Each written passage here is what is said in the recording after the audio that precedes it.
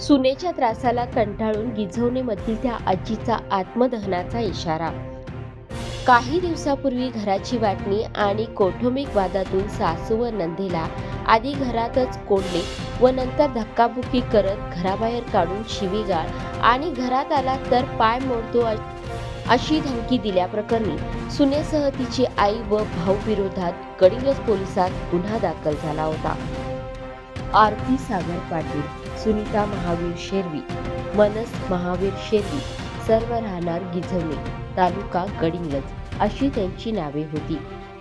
पोलिसांकडे तक्रार करूनही सुनेचा त्रास कमी होत नाही आणि योग्य ती कारवाई नाही झाल्यास प्रशासनासमोर आत्मदहन करणार असल्याचा इशारा आता आजी आणि त्यांच्या मुलीने दिला आहे. माझे नाव रेखा अप्पासाहेब पाटील, राहणार गिझवणे, तालुका गडिंग्लज, जिल्हा कोल्हापूर. माझे वय 74 वर्ष आहे. माझी सून आरती सागर पाटील ही असून तिने मला पूर्वीपासून त्रास देत आले आहे. त्याच्यानंतर दररोज भांडण शिवी हे चालूच असते.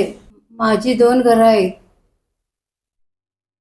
एका घरात मुलगी आणि मी राहते आणि दुसऱ्या घरात ती आणि तिची आई राहते आणि नातू राहतोय.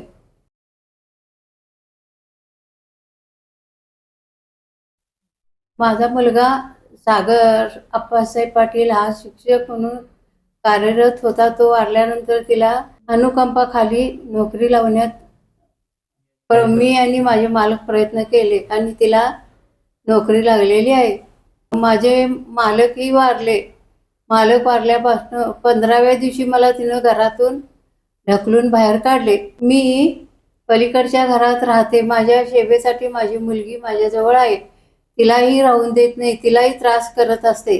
काही दिवसापूर्वी आमची सुनेची आई, भाऊ तिचा मानस आणि 4 गुंड यांनी घरात येऊन आम्हाला मारहाण केली. माझी मुलगी, नात आणि मी घरी होतो.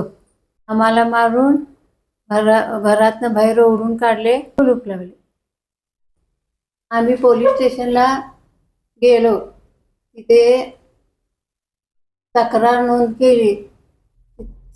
सिंदकर साहेबांना आमच्या समोरच तिनं वादविवाद वाढवला. त्यांच्याविषयी पोलिसांच्या समोर जीवे मारण्याची धमकी दिली. सिंदकर साहेबांनी त्यांना खूप प्रयत्न केले सांगण्याचा, खरं तिनं ऐकले नाही. त्यांच्या अंगावर गेले आणि केले.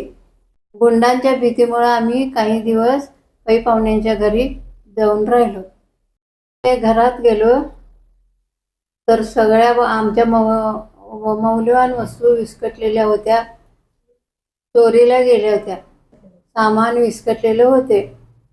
सुनबाई आणि त्यांची आई यांनीच आमचं घर लुटलं अशी आमची खात्री आहे. आमच्याच घरात येऊन मला, माझ्या आईला, माझ्या मुलग्याला त्यांची आई आणि त्यांचे गुंड येऊन आम्हाला मारले. ते स्वतःच डोकं वळवून घेतली. पोलिसांना फोन केली आणि पोलिसांची बदनामी करत आहे आणि दुसऱ्या लोकांची बी बदनामी करत आहे. माझी आई ज्येष्ठ नागरिक आहे. ह्या सगळ्या गोष्टींवरती जगते आहे. माझ्या आईला, मला, माझ्या मुलांना, माझ्या मालकांना काय झालं तर सर्वस्व आरती सागर पाटील ही जबाबदार असणार. जर आम्हाला न्याय मिळाला नाही तर मी आईला घेऊन, माझ्या पूर्ण फॅमिलीला घेऊन प्रांत कार्यालयासमोर आत्मदहन करेन.